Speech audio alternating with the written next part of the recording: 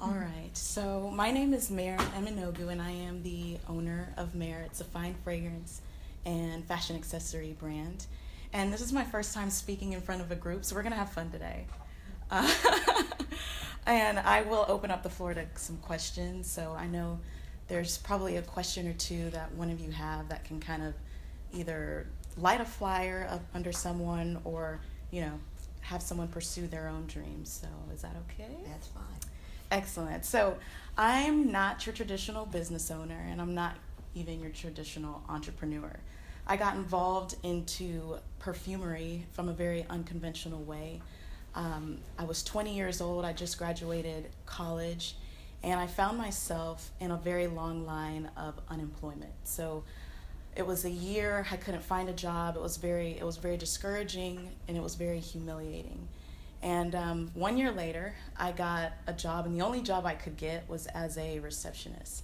And I'm going to pause and say to never despise your humble beginnings, because it's in those small beginnings that therein lie the opportunities that actually get you to where you want to go. And I know this because I'm a product. So I'm at the receptionist desk, and I'm signing my signature, which is very unusual for me because I normally sign my initials, but that day I was just feeling fancy, I suppose. And a VP walked in and saw it and said, "Mair, I can see this on a perfume bottle." And in the moment, that really sounded very odd because you only hear about your signature when it's being related to a doctor, and I knew I didn't want to be that. And so we chatted about it a little bit, and nothing really happened in the moment. It wasn't until a week later that a little voice on the inside would speak. Every time I would hear my name, they were saying Mair, but I would hear perfume instead. And really, that's my story. That's how the brand Mair got started. Yeah, so now I kind of know what you guys are thinking. How does someone go from reception desk to perfume brand? And to take it further, how do you take a perfume brand and make it a luxury brand? I didn't do anything with that spoken word. I sat on it for 3 years. But in that time, I kept hearing perfume. And I was in corporate America and noticed that I was not making as much as my male colleagues, and I was not progressing further and faster the way they were.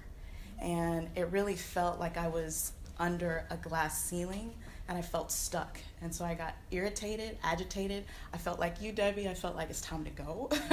But I didn't know where else to go because every other job I had, I was treated the same. I was making like $5,000 less than my male colleagues, and I wasn't moving fast. I wasn't going anywhere. I was staying there. And so in college, a lot of people said, Mair, I can see you as an entrepreneur. And you know what I would say? I would say, I rebuke you in the name of Jesus. And I would say that because to me, entrepreneurship really just meant one word, risk. And I was very comfortable. I could go into any store and buy whatever I wanted, and that was good for me. But this whole uncomfort with being stagnant, with being stuck in my career, was too powerful and too strong and weighted on me too much that I had to get out. And so I said, okay, I'm either going to be a restaurant owner, a fashion designer, or something. I had too many ideas, so I started to pray about it. I was like, God, you got to reveal it to me. And I was driving home one day, and the memory of Van, who was the guy who saw my signature, the memory of him saying, I can see that on a perfume bottle, just kept playing back in my head. And I heard it do a fragrance. And I didn't think anything of it. I didn't do a market study. I didn't call 20 of my girlfriends. I just did it.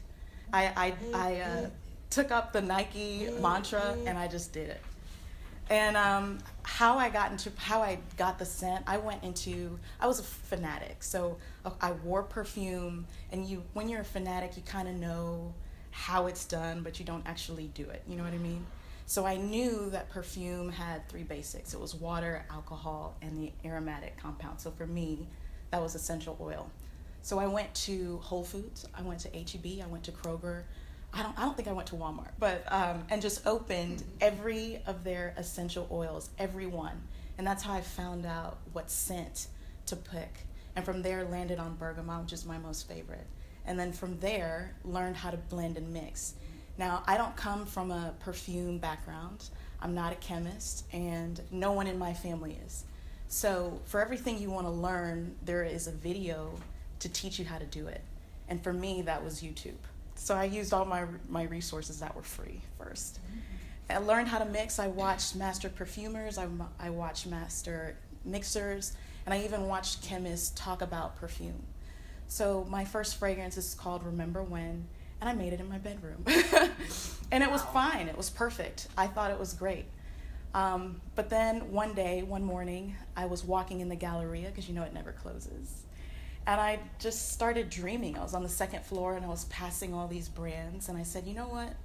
Mair could be so much better. It could be so much bigger than the one that I created. And it smelled fine. If I ever brought it for you to smell, you'd be like, oh, that was pretty good. And so, I don't know, I just dreamt, and I was like, you know, why stop here when I can go further? And I got a chemist, and the only reason why I got a chemist was because I wanted to make sure that number one, you could wear it and not get rashes, and that it could be something that, you know, when you saw me, you'd be like, I can trust her and I can trust her brand. And so I went on Google and I Googled chemist, and it just so happened that the chemist that I called, three chemists later, was the chemist for bigger brands, for bigger notable brands that you have in your perfume collection. And so that's how I did it. I really just used the resources available to me. I could not afford the chemist that I had, but he heard my story and said, you know what, if you can afford me, I don't care what you can do or what you can't do. I'm going to be on this project, whether you like it or not. Look at God, right? Yeah, that's right. And so that's how my brand began. I only got that because I dared to dream bigger, because I didn't stop where I was. And I know you guys are talking about marketing and branding, and how I did that for my brand is I kept it very similar to my reality and kept it very similar to my personality. So I told you I was shopping at all these brands. That was my life. I love that. If I was someone who loved streetwear, then that's what Mair would look like. But I don't.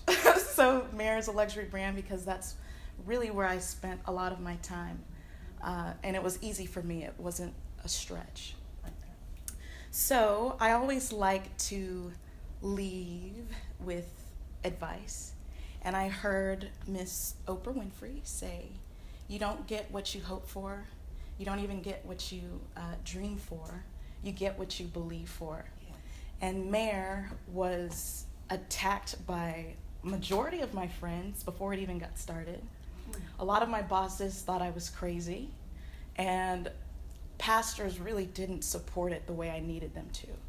And I wish I could say that all your friends, your families, your nieces, your uncles, your godmother, your godfather will support you and say, you know what, that's a great idea, I think you should run for it.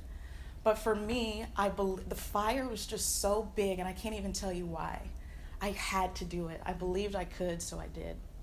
And the advice I want to give is, number one, is to tune down the voices of everyone else and create the product you think solves the problem. So for me, I interviewed a lot of women. I said, what kind of fragrance do you want? And they were all saying a soft fragrance, which is not something that you find at your Macy's department store. Everything is really strong and very pungent. But I like that, personally. So I had to let go of my desires of what I wanted it to be and create something that smells good to me, but solve the problem of everyone else. Everyone wants a soft fragrance, so Mair's gonna create one. And the second thing is, the best time to launch is when you're ready. I was at a launch party not too long ago. It was an author, and none of you two. And there were no books, so it's just like, okay, you probably should have waited a week or two. A few more minutes. A few more minutes, right? I know we get really excited. It's like, okay, I got this new idea and I just want to launch. I just want to get it out there, get it out there, get it out there. But the best time is when you're ready. That's right. But don't let fear get in the way, because sometimes fear gets in the way and you're like, okay, I'm not ready yet. Just do it. Have your book ready. That's pretty important. Have your books physically there. And the last but not least is when you have your business, when you're established, is to do the role before you hire for the role. And I'm speaking to myself on this because this is where I messed up a lot. I was hiring people to help me that looked the part. They looked credible, but I didn't know what really they were doing. I just knew that I needed that, and shot myself in the foot. And a few $1,000s later, was like, you know what? I'm gonna do it all by myself for at least 6 months and figure out what I need, so that way I know what to look for when it's time to hire. And going back to the best time to launch is when you're ready. There's a quote by John Steinbeck. He says, "If it is right, it happens. The main thing is not to hurry. Nothing good gets away." So if it's for you, it's for you. You can afford to take your time a little bit. And I worked for a large oil and gas company. And, you know, the bigger your company gets, the slower you can get to market. But that's not really a bad thing, because you don't have to be first to market. In fact, it's not really advisable to be first to market, because you want to watch the first person so that you can change and do it better, so that you end up beating the first person that came to market. So that's what I wanted to leave you with, and I wanted to open it up with some questions. Awesome. Thank you. Thank you. What questions you guys have for? Well, I'd like to know more about, because I know we met briefly, Mm-hmm. because I think I was judging that day or something. You were. Okay. I was trying to figure that one out. But I'd like to know, I mean, that was beautiful, by the way. Loved it. I'd like to know more about, because that's just a pretty awesome story, to jump from here to there. How did that, okay, let me say it this way. I'm purpose-driven. Mm-hmm.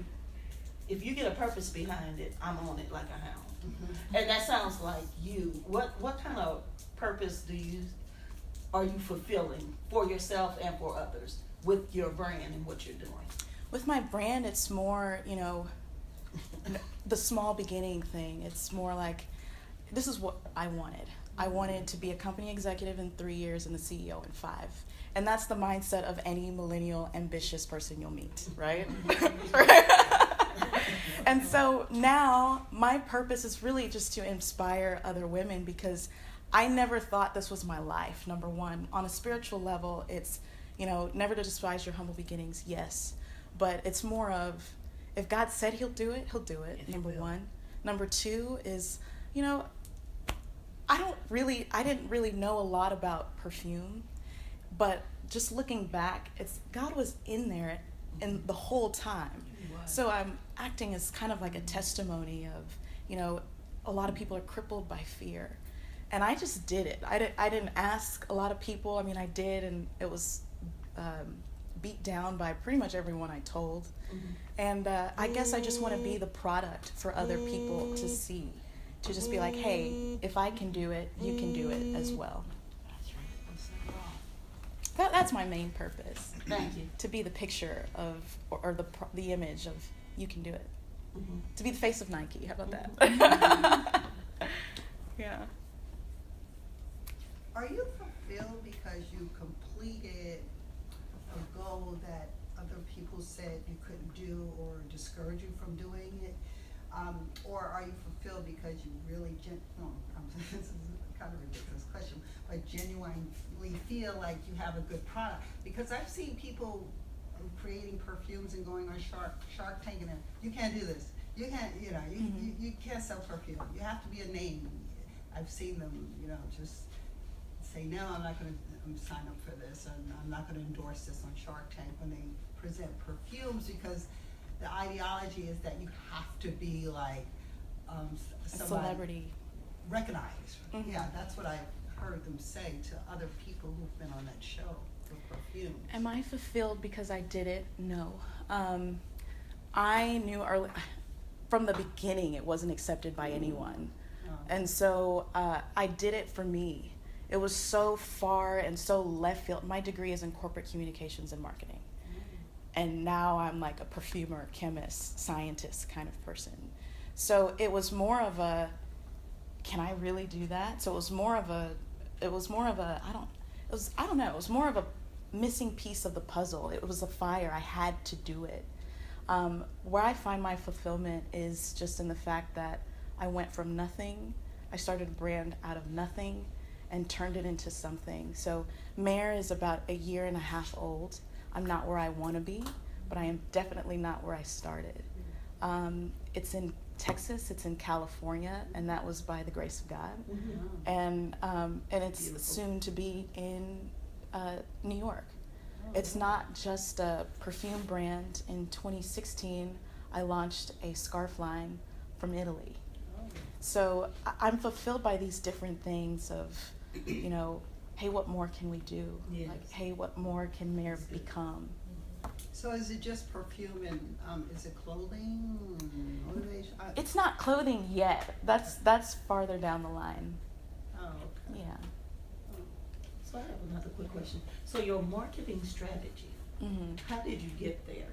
Because you have a physical product, Mm-hmm. which sometimes is hard, and you have something that people generally have to smell. Right. So how did you get, That. yeah, I created the culture, and that is the secret behind the Mair marketing. that's It's good. create the culture behind it and create the lifestyle. So Mair is a luxury brand, so it's even harder to sell. Mhm. You know. Mhm. So in the imagery, the imagery and videography had to be on point. Mhm. So when you see the brand, it's very elegant, Mhm. and elegant doesn't mean ball gown every day. Mhm. It's just, you can wear jeans. It's just, you know, being intentional about what you're wearing and about what you're saying and about your posture. It's kind of taking it back to the 1940s and 1950s, you know, when women actually cared about the way they looked, and going back and capitalizing on that moment and creating an emotion from that moment, but making it modern. That's how So I did it. people wouldn't have to necessarily, I'm just talking. No, if you do people it. want it because of the People- what they- lifestyle. Okay, gotcha. Yeah, that I show. So is it create the culture for, because I'm not a marketing expert, but I mean, I could do okay.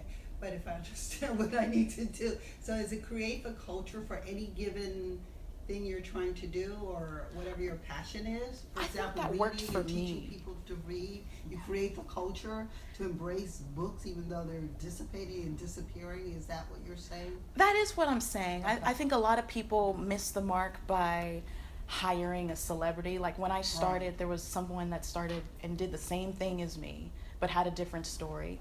But she had what you would see as a better start because she had the celebrity. But it didn't work because she didn't create the lifestyle. There was no connection. Mhm. So I feel like the main key is to make the connection from your brand and your visuals. So remember, I kept my brand very close to my lifestyle. So it reflected that. Oh, okay. Hmm. Like that. Okay. Yeah.